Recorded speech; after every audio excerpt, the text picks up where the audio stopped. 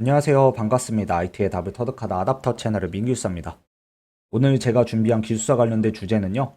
글씨체 기술사 합격에 중요할까? 라는 주제로 들고 와봤습니다. 기술사를 공부하시는 많은 분들이 가장 궁금해하는 내용은 어떻게 하면 기술사를 합격할 수 있냐? 라는 게 가장 궁금한 거잖아요. 사실.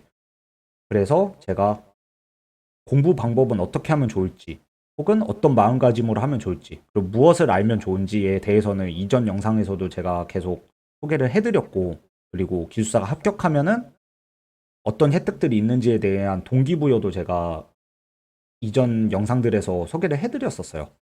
근데 이런 합격을 어떻게 하면 되는지라는 주제에 또 딸려오는 질문 중에 하나가 글씨체 관련된 질문들이 또 많이 딸려옵니다. 그래서 저는 악필인데 기술사 시험 봐도 합격할 수 있을까요? 진짜 너무 심하게 악필인데? 혹은 글씨체가 잘 쓰는 건 아닌데 뭐 글씨체 교정을 좀 해볼까요? 혹은 글씨체 하나만큼은 자신 있어요. 글씨 정말 잘 쓰는데 이런 것들이 좀 어필이 되면은 남들보다 좀 빨리 합격할 수 있을까요? 라는 이런 질문들을 많이들 하곤 합니다. 그래서 그거에 관련돼서 제가 여태까지 경험했던 공부하면서 그리고 합격하고 나서도 모의고사 같은 것들을 채점할 때 했던 경험들, 혹은 주변 기술사분들을 바라봤을 때의 간접 경험들을 토대로 글씨체가 기술사 합격에 얼마나 중요할지에 대해서 좀 말씀을 드려보도록 할게요. 학원 모의고사 채점을 하려고 딱 가서 답안지들을 막 받아서 이제 채점을 시작을 하잖아요. 그래서 뭐 채점을 시작할 때 순전히 글씨체만 보고 받는 감정은 총 세 가지의 감정이 있습니다. 그래서 저는 총 세 가지의 글씨체 종류가 있다라고 생각해요. 기술사 공부하시는 분들한테는. 첫 번째는요.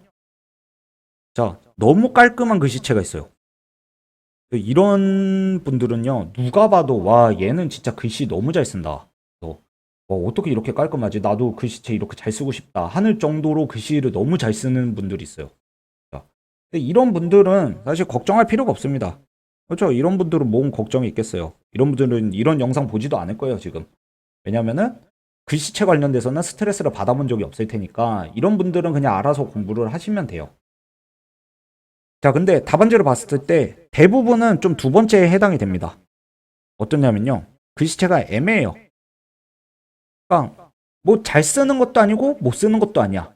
근데 애매한데 가독성은 있어요. 그래서 읽을 수는 있습니다. 이게 아마 대부분의 사람들이 여기에 해당이 되는 것 같아요, 저는. 요 이야기는 두 번째에 해당하시는 분들의 이야기는 좀 나중에 하고요. 좀 뒤에, 영상 뒤에서 얘기를 하고, 저는 세 번째 분들부터 먼저 얘기를 할게요. 좀 직설적으로 얘기를 드리면은 약간 진짜 글씨가 엉망진창이다. 라는 분들도 있어요. 그래서 답안지를 받았는데 글씨체가 진짜 너무 엉망진창이신 분들이 있어요. 그래서 내가 읽으면서 봐도 뭐라고 썼는지를 모르겠어요. 야, 뭐라고 썼는지를 모르겠고, 심지어 이런 글씨체를 가지신 분들은 본인들한테 가서 본인이 쓴 글을 보여주고 물어봐요. 이거 뭐라고 쓴 거예요? 라고 물어보면은 좀 한참 쳐다보다가 내가 뭐라고 쓴 거지? 이거 이러다 나 이거 뭐라고 쓴 거야? 라고 하시는 분들도 있어요. 자, 이런 분들은요, 저는 그냥 교정 무조건 필요하다라고 저는 생각을 합니다. 정말로 불리한 요소예요, 기숙사 시험을 볼 때. 왜냐면은 이게 내가 어느 정도 읽을 수는 있어야 이 사람에 대해서 얼마나 지식 수준이 있는지를 평가를 할 수가 있는데, 채점을 할 때 글씨조차 읽을 수 없는 수준이면은 제가 평가를 해서 점수를 드릴 수가 없습니다. 당연한 거잖아요. 그렇죠? 그리고 좀 애매하게 두 사람이 비슷하다. 뭔가 실력이 비슷하다 하면은 당연히 글씨 이쁜 사람을 뽑을 수밖에 없을 것 같아요. 저라면. 근데 그럴 것 같지 않으세요? 그렇죠? 그러니까 본인의 좀 글씨 수준이 어느 정도 되는지는 정말 자가 진단을 좀 명확히 하실 필요가 있으세요. 그래서 만약에 본인이 다니고 있는 학원이나 뭐 멘토 분들이나 아니면 스터디를 하고 있는 스터디 그룹원들이 그 답안지를 보고 나서 이거 글씨체가 뭐예요? 이거 뭐라고 쓰신 거예요? 라고 만약에 질문을 했다 하면요. 좀 글씨체 심각한 겁니다. 근데 심각하신 분들은요, 본인이 자각을 못해요. 왜냐하면 자기는 글씨 그래도 어느 정도 2번에 속하는 줄 알아요. 자기가 2번에 속하는 줄 알고 있습니다. 절대 아니에요. 그래서 본인에 대한 자각이 좀 필요를 합니다. 그래서 그런 분들은요, 자각을 하셔가지고 교정이 필요하다 하시는 분들은 교정을 하세요. 사실 채점하시는 채점관 입장에서는 글씨를 무조건 하나하나 다 읽고 이 사람이 기술사에 합격할 만한 지식 수준을 가지고 있는지는 평가를 해야 할 의무는 가지고 있습니다. 의무는 가지고 있지만 그것도 읽을 수 있어야 그 의무가 행해지는 거고 채점을 할 때 성심성의껏 채점이 되는 거지. 뭐라고 썼는지 알 수가 없는 수준이면요, 아예 채점을 할 수가 없어요. 그러니까 교정을 해야 된다라는 거고. 그리고 이게 저도 모의고사 채점할 때 느끼지만 요 1번 너무 깔끔한 글씨체를 채점하고 나서 그 다음에 답안지가 왔는데 요거 들어오잖아요. 그러면 아, 정말 채점하기 싫어집니다. 이게 결국 채점이 사람이 하는 거잖아요. 우리가 기계가 하는 게 아니고 사람이 하는 거기 때문에 알게 모르게 영향은 미칠 수가 있다. 자, 그리고 대부분의 분들은 2번일 텐데 또 제 글씨체 보면 어때요? 저도 뭔가 2번에 속하는 것 같죠? 근데 저는 2번에서도 약간 아래쪽에 속합니다. 약간 낮은 쪽에 속해요. 그러니까 글씨체가 이쁘지 않은 축에 속합니다. 근데 물론 제 글씨체가 지금은 패드에다가 쓰고 있는 거고 제가 진짜 볼펜에다가 종이에 글을 쓰면은 조금 더 다르긴 하겠지만 어쨌든 이런 류의 글씨를 제가 쓰거든요. 근데 어때요? 글씨가 좋지는 않은데 읽히긴 읽히죠. 그렇죠? 뭐라고 썼는지는 읽히잖아요. 그래서 만약에 이런 분들은요, 저는 어떻게 생각하냐면요, 교정까지는 필요 없다라고 생각을 합니다. 또 교정은 필요 없다. 왜냐면 제가 이런 글씨를 쓰고 있는데 저는 기술사 합격을 했잖아요. 그렇죠? 그래서 교정까지는 필요 없다. 차라리 그 시간에 토픽을 한 개라도 더 보고요. 논리적 글 쓰는 연습 하나라도 더 하자. 네.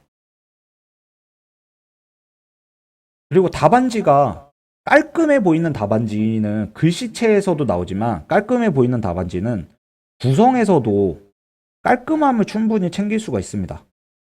그러니까 읽고 싶어지게 만드는 것을 충분히 챙길 수 있어요. 이거 자체가 내가 뭐 그림이나 표 같은 거를 남들보다 더 차별화되게 그릴 수 있다든지 혹은 그 목차 같은 거를 남들이 하지 않는 목차를 사용함으로써 채점자한테 호기심을 자극한다든지 이런 식으로도 충분히 경쟁력을 높일 수가 있습니다. 그래서 저는 이 2번에 계신 분들은 굳이 교정할 필요 없이 조금 더 나의 무기를 발전하는데 좀 더 노력을 해라 라는 거고요.